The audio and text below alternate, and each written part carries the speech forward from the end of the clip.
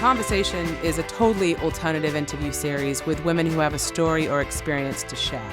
Relationships, sex, kids, career. We're basically talking about the universal language of women. If I'm about to walk out the door and I'm nervous for an audition or an interview, or about to meet an in-law or something, it's like Zoe's always like, yes, Mom, what? I hope you like them. One of the other very significant things about you is that I believe you were raised to have the belief in yourself that you're capable of doing anything that a man can do. Because I am. Exactly. However, a lot of people are not raised with that knowledge. That's unfortunate. It is. And part of what I love to do is to speak to women who do have that knowledge so that we can share that wisdom. It's your birthright. Even if you look at this from a religious standpoint, I have a hard time believing that a God that is nothing but love will purposely create a creature inferior to another. It is impossible. My mind, my soul will never understand that because it is unnatural. I am equal to everything and anything that is around me. Therefore, I must deal with it with so much respect, and I must get that respect back. And I'm not going to explain the obvious. And I'm not here to win, I'm here to exist.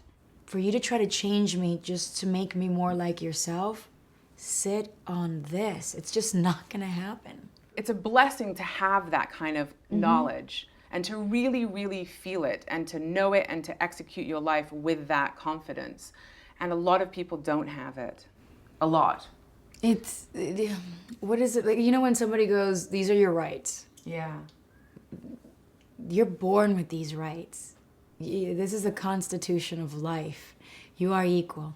And it's not even about like somebody telling you, therefore you believe it. It's about you embracing that truth about yourself and appreciating that reality. As an objective outsider, I can see in your career choices that you are one of the very few women that has a career that defies what sex you are. I'm not defined by sex, I'm not defined by race, I'm not defined by a nationality.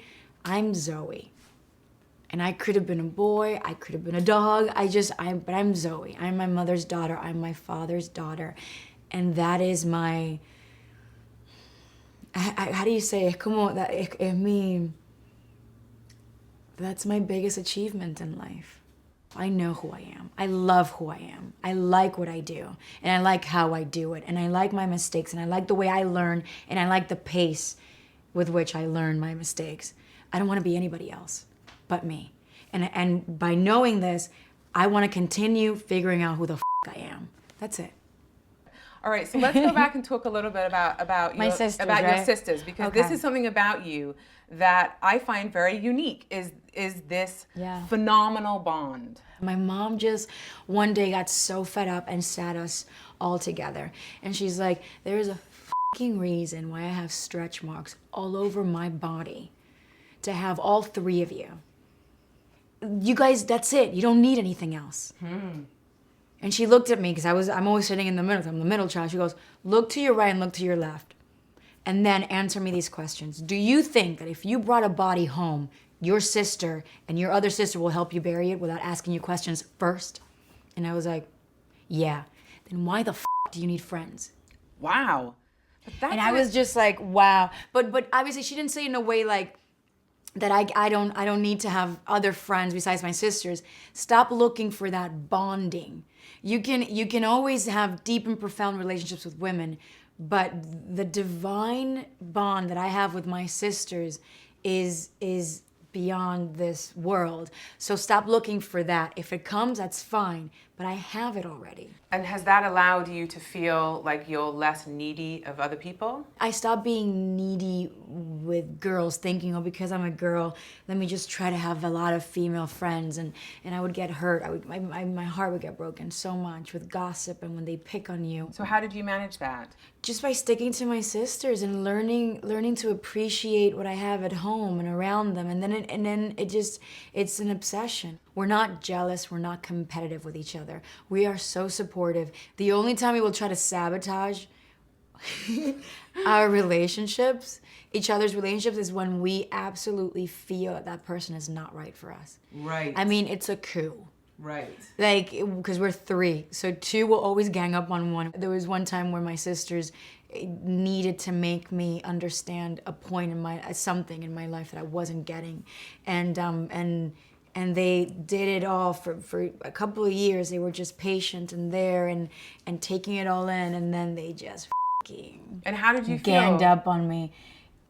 It was a very dark time, because nothing will take away my air than when my sisters are not okay, or when they're disappointed in me. How has it been with relationships with men? Because you have these tight bonds with your sisters. Only an intelligent person and a very strong person will come into our hub, and know how to Manage. survive. Exactly. And whoever doesn't, then obviously that's an automatic. It's a litmus test. Yes. Because I have that, I would never go into anybody's life, not a friend, not a partner, not a lover. And say, remove these people. Ever. When it Yeah. comes to blood, you don't touch blood unless you know that your partner's not in a healthy relationship with their families. But coming into my circle and seeing how beautiful it is, and for you to want to take me away from that is just, it's not okay. What's the best piece of advice you've ever been given?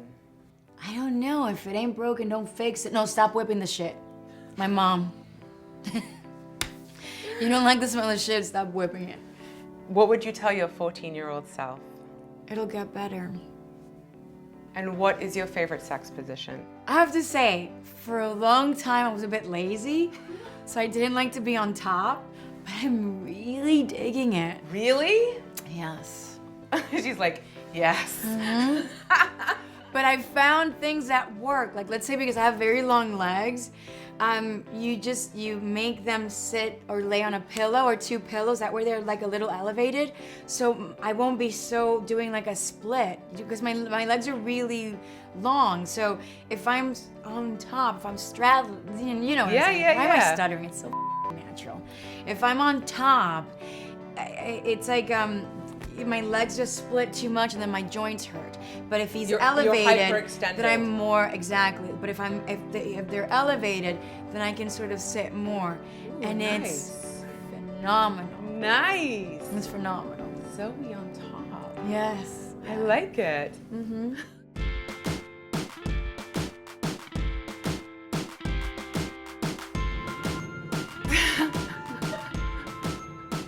I think I was trying to find that beige color that Rothko has in one of his paintings, paint after paint after paint, and I found it, and I'm stepping back. It looks like a dirty maxi pad, but it's really nice.